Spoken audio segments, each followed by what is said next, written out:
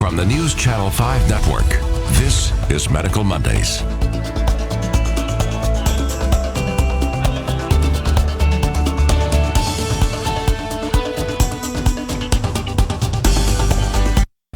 Good evening, everyone. Welcome to Medical Monday right here on News Channel 5 Plus, where we are talking about hearing options, hearing loss. Any questions you've ever had related to that, call in. Tonight is your night because we have our special guest, Dr. David Gnewikow, joining us from Advanced Hearing Solutions. Thanks for being here again. It's great to be here, Casey. How are you tonight? Pretty good. We were talking about kicking off summer, and we're going to get into that a little bit. But first, let's hear about how you've been and kind of reintroduce yourself to people tonight. Maybe give us your background. So I'm Dr. David Gnewikow. I'm an audiologist, and I'm the owner of Advanced Hearing Solutions in Mount Juliet, Tennessee. We've been there going on 13 years now.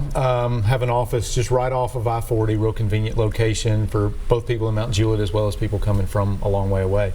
What we do is take care of people with hearing problems. So we do hearing aids, we do hearing testing, but primarily I really love hearing technology and what we can do to help people today, because it's really about changing people's lives and sort of reconnecting them with all the things that are important to them that hearing loss kind of robs them of over time. So great location. I've got a great staff. We've got so many wonderful patients, so it's a good place to work. Definitely something you're passionate about. Tell us a little bit about how you got into this line of work. Oh, how long do we have? This is going to take the whole show. I'm just going to talk the rest of the time. So, quite interestingly, my father is an audiologist, and I grew up in kind of around that. He owns a private practice, still works long hours in Virginia, and so I grew up around that. And when I was in college, kind of spent a couple summers working, sort of interning, I guess you'd say, and decided that that was a career that I really wanted to do, something that you could see the ability daily to change people's lives. And so that's what I've done for the last 20 years. Definitely. A little kind of a tease of what we're going to be talking about tonight before we get to our first caller, because we already do have someone on line one. Excellent.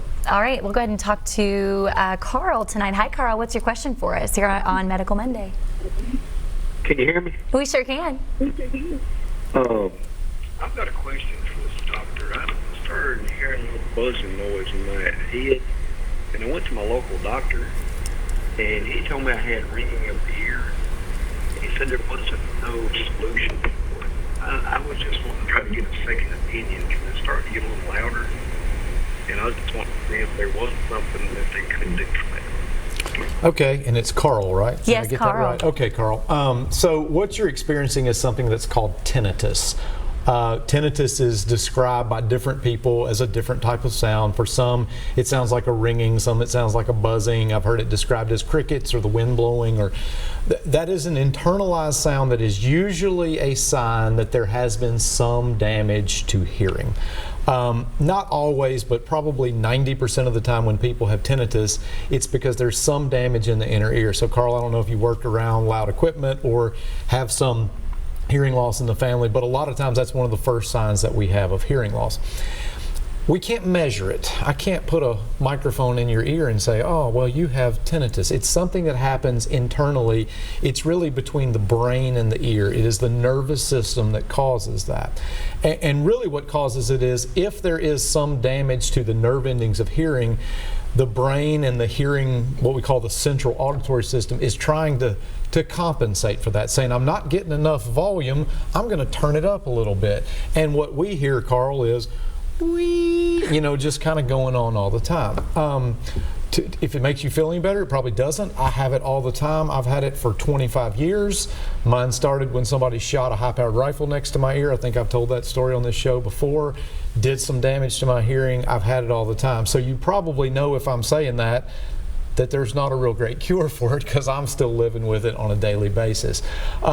There are certain types of tinnitus that can be caused from other problems, like a medical problem like an ear infection. That's more rare, but most are caused by just damage to those nerve endings, and unfortunately for most, there is not a cure. I wish I could just say, well, you just need to take these vitamins, or you need to eat Brussels sprouts for a week and your problem is going to be solved, but unfortunately that's not the case.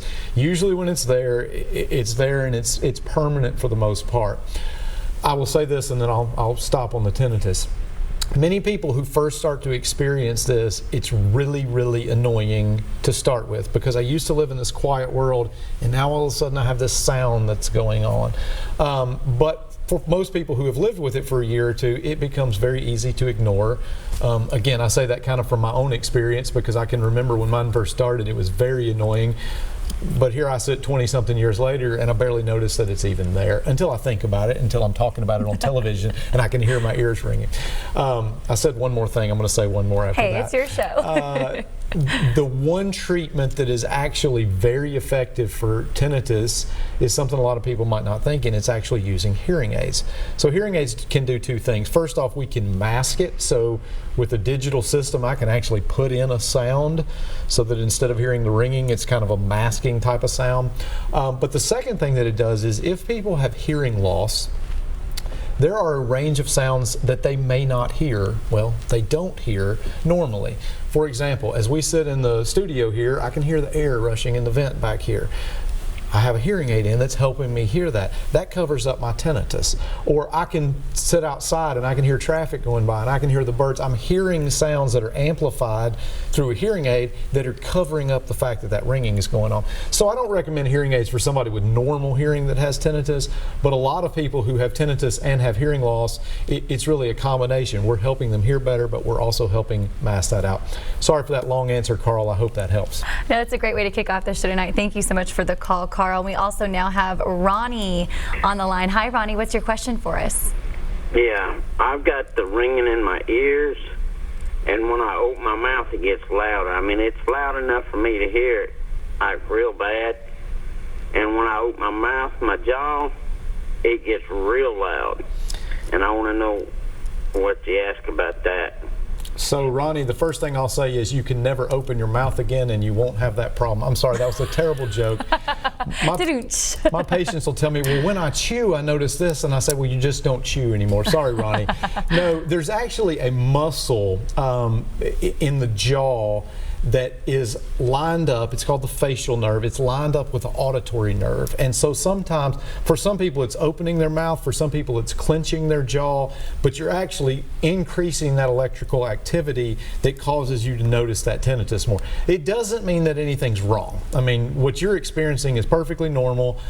Again, like I said to the previous caller, you may have a little bit of hearing loss going on that causes that ringing, but by moving the jaw around or clenching the jaw, you're putting some more neural activity through the facial nerve, which will cause that tinnitus to be a little bit worse. I can do the same thing. I can clench my jaw and change the frequency of it. So a lot of people will experience that. Yeah, thank you for the call, Ronnie. We appreciate it tonight.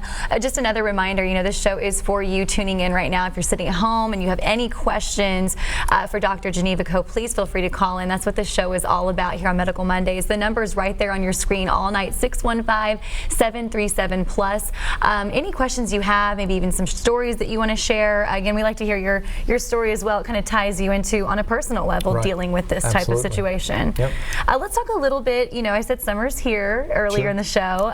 Tie that into kind of your practice. Do you feel like things amp up, or maybe some summer related events that tie into this? So I'll talk about two things. The first is, you know, when we talk about hearing loss, and especially when we talk about hearing aids, a lot of people say, you know, I don't want to talk about that. I don't want to think about getting hearing aids. I think of hearing aids for older people. And of course, there is some stigma tied to that. I completely understand that. I have that conversation with people almost every day. But to me, hearing loss is about, I think I said this a few minutes ago, it's about connection. I like to talk in stories, so I'll share the story. We talked about my dad being an audiologist before. As an audiologist, he has hearing loss, runs in the family. I have some hearing loss. Both of his parents had hearing loss. But he didn't wear hearing aids consistently, and this is a guy who could get them for free, didn't wear them consistently until my daughter was born. And she's 2 and 3 years old and talking, and she talked plenty and still does. Hope she's not watching. Not like anybody else we know. Sorry I'm going there. But he never started to wear hearing aids until he couldn't hear his granddaughter. Because honestly, if he didn't hear mom, no big deal. If he didn't hear at church, well, not such a big deal. I want to hear my granddaughter. And so people come into my office all the time, and those kind of stories are what really trigger them to make a decision that it's time for me to do something about my hearing. Unfortunately, sometimes it's a sad story. You know, my wife used to do the hearing for me, and she's sick, and I've got to go to the doctor with her. Or I had a guy last week come in and say, you know, I'm the boss, I run the meetings, I bring people in from all over to have a conference, and I'm embarrassed when I miss out. And so when we tie that back into summer is a time for connecting with friends, for doing lots of activities, for traveling, for vacation. You spend a lot of time in the car, and those are situations where communication is really important. Item number 2, we have waterproof hearing aids. So for years, I used to, when I first graduated and was first an audiologist and sat down with my patient, I would say, now never, ever, ever get these wet. And don't sweat, and don't think about getting in the rain. And now I can basically just tell them, go live life, have fun. If you work in the yard, if you exercise, if you wear them in the gym, because we can fit hearing aids that'll hold up to that now. And that's just how technology has evolved.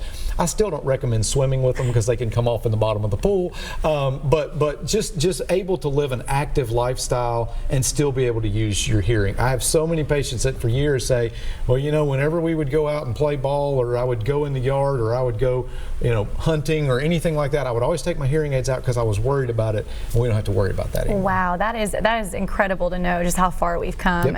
Yep. Along those same lines of other, hearing technology and just some of the advancements, anything else along that? Sure. So, if we look at any technology, our smartphones, our computers, our tablets, our televisions, and we look at what we have today in 2019 versus what we had in 2012, there's no comparison in the technology because technology evolves so quickly. And hearing aids are no different. We are smaller. I mentioned waterproof. The current kind of state of the art is rechargeable, so no more batteries. So a lot of you guys out there that are watching, if you've worn hearing aids, or if you say, my mom wore hearing aids and she could never find her batteries, or they were always going out on her, big complaint among hearing aid users. Now you drop it in a charger for an hour and a half, you can wear it for 30 hours, don't ever have to change the batteries anymore. Connectivity is another big one. So I can connect to an app on my phone. I can stream my phone calls. In fact, people think I'm crazy if I'm just walking around talking, because I've got audio coming in through the hearing aid. The hearing aid's a microphone that picks up my voice. I can stream television. I can connect to movies. There's just so much we can do with that technology. And I guess even on a more important level, we are much better today at being able to accommodate a wide range of hearing loss, adapt those hearing aids as people's hearing changes. So unlike glasses, when you get a prescription and your vision changes, I go get another set of glasses. Because hearing aids are adaptable and digital, we can just change the prescription right in there. So all of that technology kind of put together, it goes back to what we were saying before, it's about communication, making life easier, making you be able to have those relationships. Yeah, those connections. Yep. Wonderful. Well, great Absolutely. way to kick off the show tonight. Dr. David Gnewikow of Advanced Hearing Solutions right here on Medical Monday. We're going to pause for a quick break. Give us a call. We'd be happy to talk to you and get any questions you've ever had answered from our expert. Keep it right here.